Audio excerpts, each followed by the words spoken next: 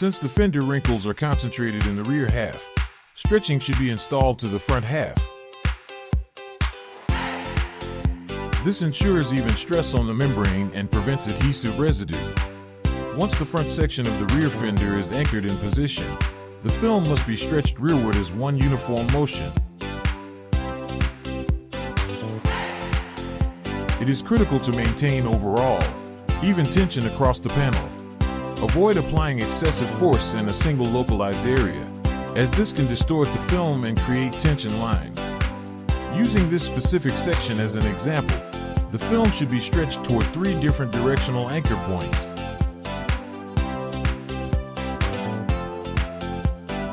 After the stretching is complete and the film is properly shaped, proceed with a controlled squeegee pass to remove moisture and lock the film into place.